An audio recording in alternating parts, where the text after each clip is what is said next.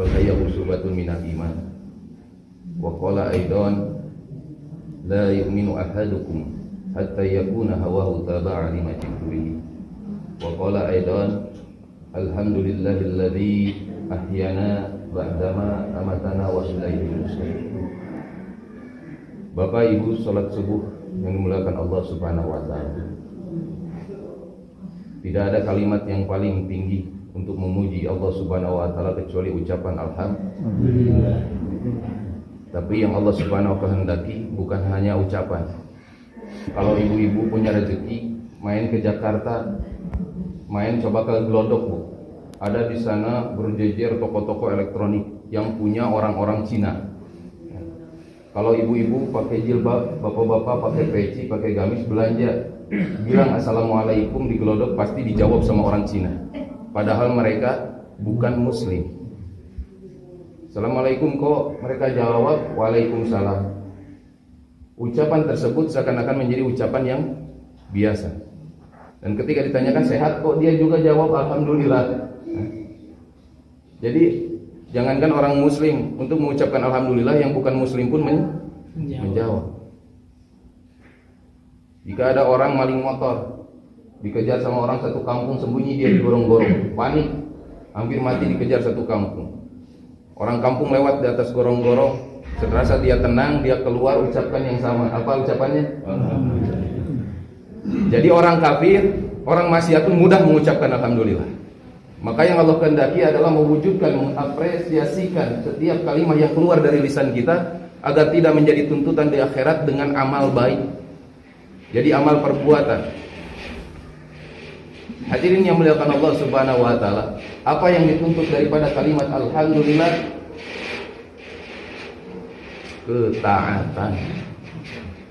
Wujud daripada kebaikan-kebaikan ini hanya diwujudkan dalam ketaatan kepada Allah dan Rasul. Dan ini Allah Subhanahu wa taala yang perintahkan dan jamin. Wa may yuti'illaha wa rasulahu faqad faza fawzan 'azima. Barang siapa taat kepada Allah dengan mengikuti cara yang buat oleh Rasulullah, maka baginya kebahagiaan yang besar. Bukan hanya besar, azimah, agung. Tapi perkara taat ini sulit. Kurang bagaimana taat iblis. Tidak ada setiap jengkal di muka bumi yang tidak pernah diletakkan dahi iblis untuk bersujud kepada Allah. Tapi karena perkara taat ini tipis seperti daun bawang, mudah dia menjadi laknatullah alaih. Apalagi kita hari-hari ini bermaksiat kepada Allah Subhanahu wa taala. Sehingga pantaslah ada setan di dalam diri kita. Apakah yang disebut setan? Setan adalah bentuk pengakuan daripada seseorang yang telah ingkar kepada Allah Subhanahu wa taala. Allah sayang terhadap diri kita. Hari ini Allah Subhanahu wa taala kumpulkan di dalam masjid. Sementara mungkin di antara bapak-bapak, ibu-ibu, adik-adik tadi bangun lupa mengucapkan doa alhamdulillahilladzi ahyana ba'dama amatana. Siapa yang bangunkan ibu-ibu dari tidur? Allah. Siapa yang bangunkan bapak-bapak dari tidur? Allah. Kenapa sombong ucapkan doa itu? Padahal itu tidak pernah ditinggalkan oleh Rasulullah SAW dan para sahabat. Sunnah itu jangan dianggap remeh. Qul in kuntum tuhibbunallaha fattabi'un. Wahai Muhammad, katakan kepada seluruh umatmu untuk mengikuti aku. Artinya apa? Seluruh daripada sunnah, sirah, surah, sarurah harus kita ikuti. Itu sunnah. Sunnah itu bukan hanya dikerjakan mendapat pahala, tidak dikerjakan tidak apa-apa. Itu definisi sunnah. Sunnah yang Allah Subhanahu wa taala kehendaki adalah bagaimana seluruh tata cara kehidupan kita mengikuti Rasulullah sallallahu alaihi wasallam. Mungkin bapak-bapak ada yang jauh rumahnya dari sini berangkat pakai motor. Mungkin ibu-ibu pun yang rumahnya di sini ada jauh. Sampai bapak-bapak lupa naik baca doa kendaraan. Tapi hari ini Allah selamatkan. Coba kalau kecelakaan di jalan. Iya. Apa doa naik kendaraan? Subhanalladzi sakhkhara lana hadza wa ma kunna lahu muqrinin wa inna rabbina lamun. Kenapa enggak dibaca itu? Padahal kalau itu dibaca selama perjalanan nilainya ibadah. Ada dalam lindungan Allah Subhanahu wa taala. Bahkan mati dalam menghidupkan sunnah jaminannya apa? Pahala mati syahid. Man tamassaka bi sunnati inda fasadi ummati falahu ajru mi'ati syahid. Barang siapa yang berpegang teguh kepada sunnahku di kala rusaknya umatku, maksudnya apa? Ketika semua lalai, jarang mengamalkan itu, kita berusaha berpegang teguh, maka jaminannya pahala 100 mati syahid. Kenapa sunnah kita remehkan? Apa memangnya dengan sholat wajib kita sudah merasa bisa masuk surga? Seandainya Rasulullah hidup saat ini sedih melihat keadaan umat hari ini, banyak mereka mencela sunnah, banyak mereka meninggalkan sunnah Nabi SAW. Sementara siapa yang akan masuk surganya? Allah Subhanahu wa taala. Man ahya bis sunnati faqad ahabani wa man ahabani kana ma'ya fil jannah. Barang siapa menghidupkan ahya, sesuatu yang telah mati berusaha dihidupkan. Menghidupkan sunnahku, sungguh ia cinta kepadaku. Barang siapa cinta kepadaku, maka dia di surga bersama. Mungkin ibu-ibu atau bapak-bapak keluar rumah, ya keluar rumah saja. Tapi hari ini Allah Subhanahu wa taala selamatkan ibu-ibu dan bapak-bapak datang di tempat yang penuh rahmat. Masih dicintai Allah Subhanahu wa taala, padahal begitu banyak keluar rumah tadi saja sudah banyak bermaksiat. Keluar rumah doanya apa? Allah la haula wala quwata illa billah. Orang yang menyandarkan segala kekuatannya keluar daripada rumah dengan kaki kanannya berdoa seperti itu, maka setiap langkahnya adalah ibadah. Orang yang mulai melangkahkan seperti itu untuk niat menafkahi anak istrinya adalah bernilai ibadah. Kenapa ditinggal? Terbayang gak sakit hatinya Rasulullah SAW? Hari ini banyak yang mengaku-ngaku sebagai umatnya tapi ditinggalkan sunnah-sunnahnya. Ini hadirin yang muliakan Allah Subhanahu wa taala. Begitu rahmat dan Rahman Ar-Rahimnya Allah kita rasakan hari ini. Banyak kelalaian-kelalaian yang kita buat, tapi Allah Subhanahu wa taala senantiasa selamatkan kita berulang-ulang kali. Sesungguhnya kebahagiaan dan kejayaan ini telah Allah Subhanahu wa taala letakkan hanya dalam amal-amal agama yang sempurna yang dibawa oleh Rasulullah sallallahu alaihi wasallam. Para sahabat bagaimana mereka bisa mampu mengamalkan agama secara sempurna? Karena sifat-sifat mulia mereka. Umat ini belum sampai kepada taraf seperti itu. Bahkan terhadap iman-iman sahabat pun jauh. Tapi yang Allah Subhanahu wa taala perintahkan hari ini beriktibar, mengikuti saja. Wasabiqunal awwaluna minal muhajirin wal ansar walladzina ittaba'uuhum biihsan radhiyallahu anhum wa radu an. At-Taubah 100. Orang yang pertama-tama di kalangan kaum muhajirin masuk Islam dan Ansor, dan orang yang mengikuti mereka, beriktibar mengikuti kegiatan kaum muhajirin dan Ansor, jaminannya apa? Radhiyallahu anhum wa radu an. Mereka ridho kepada Allah dan Allah ridho kepada mereka. Memangnya yang kita cari dalam kehidupan apa? Ya sudah, jalankan dua itu saja. Apain capek-capek cari yang lain? Sudah ada contohnya jelas di Al-Quran lagi. Dalil tertinggi, ngapain masih cari-cari dalil? Kehidupan muhajirin dan ansor dibentuk, maka akan mendatangkan rahmat Allah berupa keridoannya. Kalau Allah sudah ridho, Masya Allah, seluruh masalah selesai dengan caranya Allah Subhanahu wa ta'ala. Ini hadirin yang mulia. Dan kegiatan antara muhajirin dan ansor telah dilenyapkan oleh orang-orang kafir. Karena orang kafir paham, hanya dengan menyatunya mereka akan mendatangkan keridhaan Allah dan memusnahkan mereka. Hari ini ada belajar orang datang jadi muhajirin, datang dari kampung sebelah, dari kota sebelah, dianggapnya aliran sesat, padahal sedang mengamalkan jadi muhajirin.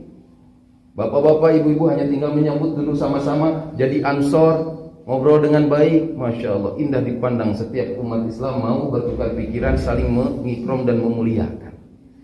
Tanpa disadari terbentuk sifat muhajirin, terbentuk sifat ansor, maka Allah ridho terhadap mereka dan mereka pun ridho kepada Allah. Kekuatan Islam bisa terbentuk manakala muhajirin dan ansor terbentuk di Madinah, bukan di Mekah. Rasulullah SAW senantiasa mengeluarkan air mata ketika di Mekah, melihat keadaan kafir Quraisy menyembah 360 berhala. Masya Allah, mereka bukan tidak yakin Allah. Lihat dalam perjanjian Hudaybiyah, dalam perjanjian kaum musyrikin Quraisy, mereka itu beriman kepada Allah. bahkan meletakkan kalimat dia setiap perjanjiannya adalah demi Allah. Tapi mereka menggunakan Lata dan Uzza serta perantara-perantara berhala lainnya. Ini yang salah. Rasulullah risau, bagaimana ini? Keadaan orang-orang Quraisy nangis dulu tiap hari. Maka beliau hijrah ke Gua Hira, bertahanus, membawa fikir, membawa kerisauan. Agama bisa kuat ditopang dengan kekuatan wanita. Walaupun ini Masya Allah, wanita-wanita cantik ini, ibu-ibu saya lihat paling cantik di tahun 80. Tuh senyum, apa ditambah lagi senyumnya, makin cantik, Masya Allah. Dan 80-an Pak. Memang iya. Yang mudanya tidak ada. Alhamdulillah saya terselamatkan daripada pandangan. Orang yang sudah lebih menopause, jangankan menurunkan suaranya dalam syariat, dipandang saja boleh. Tapi kalau akhir balik belum sampai kepada menopause, tidak boleh. Khawatir timbul syahwat. Ibu-ibu ini cantik, ciptaan Allah. Bahkan nanti ketika masuk surga, ibu-ibu akan dimudahkan menjadi umur 33 tahun. Yang kecantikannya tidak tetap. Sekali suami ibu-ibu mengedipkan mata, di surganya Allah ketika dibuka kecantikan ibu 70 kali lipat. Ayo surga. Mau enggak, Bu? Mau lah. Insya Allah. Kalau masuk, ibu punya orang dalam di surga. Bapak punya orang dalam di surga? Ya. Rasulullah bertahanus, berpikir, membawa sarirah. Ini bagaimana keadaan kaum musyrikin agar beriman kepada Allah. Tetapi yang penting kita ingat siapa yang berkorban. Nabi diangkat Rasul umur berapa? 40 tahun. Ketika Nabi meninggal umur 25. Khadijah berapa tahun? 40. Ketika Nabi 40 tahun berarti Khadijah berapa tahun? 55. Ada di sini ibu-ibu yang berumur 55 tahun? Berarti benar cantiknya tahun 80. Bu, Pak, umur 55 tahun, Masya Allah. Siapa yang pernah ke Mekah? Berangkat, Pak Haji pernah. Coba lihat bukit terjalnya sampai ke Gua Hira. Bayangkan, nenek-nenek 55 tahun membawa makanan setiap hari untuk Rasulullah SAW. Mengorbankan kakinya setiap hari. Setianya terhadap Rasulullah SAW. Ya Rasulullah, engkau tetap saja bertahan. Minta petunjuk kepada Allah. Biar aku yang berbuat. Ada istri-istri kita sampai sekarang seperti itu.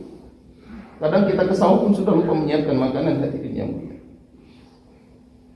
Apa yang dibanggakan dari umat hari ini? Hadirin yang mulakan Allah Subhanahu wa taala setiap hari. Sampai Allah Subhanahu wa taala memberikan petunjuk. Wahyu yang pertama surat apa? Alaq. Turun berapa ayat? 5. Kenapa tidak diselesaikan? Tuh, ibu paham sering ngaji. Selanjutnya setelah 5 ayat pertama turun, surat apa? Al-Mudaththir. Suruh diamalkan dulu setelah 5 ayat, umpaan dibangunkan dan suruh dakwah besarkan Tuhan. Nabi berdakwah habis-habisan, pulang ke rumah, berangkat pakai gamis putih, pulang dengan keadaan lusuh-lesuh, gamis seperti hal yang warna coklat, bahkan terkadang berlumuran darah. Tapi Masya Allah, lelahnya Nabi SAW, Assalamualaikum, datang ke rumah yang disambut dengan senyuman indah Khadijah. Dibersihkan wajah Nabi, dipeluk Nabi SAW, ditidurkan di atas pangkuan Khadijah. Ya Khadijah, apa yang engkau bisa bantu untuk agama? Ya Rasulullah, sembelih saja 100 ekor unta, biar mereka makan semuanya di sini, baru engkau bisa dakwah. 100 ekor unta itu berapa sekarang? Disembelih, dibuat makanan enak, dipanggil seluruh daripada kabilah, kafir-kafir Quraisy. Maka Nabi SAW berdakwah di hadapan Abu Jahal, teman-temannya yang lain. Ya ayyuhan nas, qulu la ilaha illallah tuflihu. Wahai manusia, ucapkanlah la ilaha illallah, kalian akan berjaya. Majnun, gila, bubar semuanya. Habis hartanya. Setiap hari diulang-ulang sampai tidak ada harta lagi. Ini perjuangan wanita. Agama bisa tegak pun ini karena adanya wanita, sehingga Allah Subhanahu wa taala muliakan nama wanita menjadi surat khusus di dalam Al-Qur'an. Tapi hari ini kita lupakan wanita-wanita. Bahkan yang sudah banyak tercabut auratnya tanpa disengaja dengan aplikasi yang dibuat oleh orang kafir. Mereka mengurai rambutnya, membuka rambutnya, memperlihatkan keelokan tubuhnya. Padahal sehelai rambut daripada mereka akan ditukar dengan cambuk neraka. Keluar wanita tanpa mahram. Bagaimana godaan setan akan lebih dahsyat terhadap mereka. Saking mahalnya wanita. Laki-laki memang dijaminkan banyak begitu bidadari hadirin yang mulia. Tapi wanita yang solehah dibentuk menjadi istri yang solehah, maka akan menjadi ratunya bidadari di dalam surga. Ibu-ibu tidak usah cemburu. Kalau saya punya segenggam emas dan satu truk batu koral, ibu-ibu pilih mana? Segenggam emas, satu truk batu koral. Pilih mana, Pak? Pilih emas. Ibu-ibu ibaratkan satu genggam emas, itu batu koral ibaratnya bidadari. Pasti kita akan tetap melirik emas. Jangan cemburu, tidak usah khawatir. Bidadari hanya hiburan, tapi ratu bidadari, Masya Allah. Ini hadirin yang muliakan Allah Subhanahu wa taala. Ada berkesinambungan memperjuangkan usaha atas agama antara laki-laki dan perempuan. Wal mu'minuna wal mu'minatu ba'duhum awliya'u ba'd ya'muruna bil ma'ruf wa yanhauna 'anil munkar wa yuqimuna as-salata wa yu'tuna az-zakata. Mukmin laki-laki dan mukmin perempuan sama, saling menolong. Maksudnya untuk apa? Untuk agama Allah. Mengajak, berdakwah kepada kebaikan dan mencegah kemungkaran. Sama-sama mengerjakan sholat, menunaikan zakat. Dituntut. Kalau zaman terdahulu, Masya Allah, yang dipilih untuk menegakkan agama hanya para nabinya saja. Para nabinya saja. Apalagi di zaman Bani Israel. Bahkan kalaupun boleh berdakwah untuk agama, yang mengangkat Talmud, kitab syarahnya Taurat, harus orang-orang alim, orang-orang yang sudah hatam Taurat, yang sudah hafiz kalau zaman sekarang, baru mereka boleh berdakwah. Tapi Masya Allah, untuk umat akhir zaman, orang beriman laki-laki dan perempuan boleh saling menolong untuk menegakkan agamanya Allah. Muliakan, Masya Allah. Tingginya derajat umat akhir zaman dibandingkan dengan Bani Israel. Al-Sayyid Muhammad Al-Maliki, sesepuhnya para Sayyid, para Habaib, Masya Allah, ketika bermadzhab Syafi'i di Mekah sebelum diganti zaman sekarang, Masya Allah, beliau belajar hadisnya ke India, berjumpa dengan Maulana Zakaria. Coba bayangkan, belajar hadisnya ke India. Sama-sama belajar. Beliau membuat daripada satu kitab yang mana isinya memuat keunggulan daripada umat akhir zaman dan perbedaannya dengan Bani Israel. Walaupun sebelum ada umat akhir zaman, siapa yang diunggulkan? Bani Israel. Asal taat kepada Allah Subhanahu wa taala, Masya Allah. Dalam perjalanannya dari Mesir hijrah ke Palestina, terhambat selama 40 tahun di dalam satu daerah. Masya Allah, tidak perlu mereka bercocok tanam, tidak perlu pergi ke sawah, hanya taat kepada Allah. Allah kirimkan yang namanya makanan, mana salwa. Capek-capek. Bahkan diceritakan dalam kitab-kitab bagaimana setiap bayi yang lahir sudah beserta pakaiannya, dan pakaiannya semakin membesar sebagaimana tubuhnya membesar. Diutamakan Bani Israel, tapi tuntutannya berat. Ibadahnya harus benar-benar beribadah Bani Israel. Bahkan mereka bermaksiat di dalam hati pun langsung Allah tegur. Kalau kita enggak, sudah dibuat jadi amal buruk pun masih Allah Subhanahu wa taala lindungi. Banyak perbedaannya dibuat oleh Buya Sayyid Al-Maliki. Yang pertama adalah bagaimana seorang Bani Israel manakala pakaiannya terkena najis, wajib mereka memotong pakaiannya. Coba kalau setiap hari kena najis, habis itu pakaiannya. Imam Tirmidzi pun menjelaskan di dalam sunannya bagaimana adalah mereka Bani Israel yang terkena pakaiannya oleh sedikit najis saja mereka harus memotongnya. Tapi untuk umat Rasulullah sallallahu alaihi wasallam, Masya Allah, kena kotoran kencing anak laki-laki, nunggu kering saja boleh jadi, apalagi dibilas pakai air. Wanita haid Masya Allah, wajib Bani Israel terdahulu meninggalkan mereka sampai diasingkan, sampai beres tuh haidnya. Tapi umat akhir zaman, jangankan ditinggalkan, tidur seranjang aja masih boleh, asal jangan dipakai. Bagaimana tidak mulianya umat akhir zaman? Ketika Bani Israel menyembah anak daripada patung sapi sebagai Tuhan, apa di dalam Al-Quran Allah Subhanahu Wa Taala sebutkan? Bahwa hukumannya tidak ada yang lain kecuali membunuh diri mereka sendiri. Masya Allah. Coba kalau diterapkan sama umat sekarang, yang disembah bukan anak sapi saja, bapak sapi, ibu sapi, pekerjaan, mobil, harta, disembah-sembah. Saya tidak biasa kalau tidak pakai mobil. Saya ke masjid harus pakai mobil. Gimana?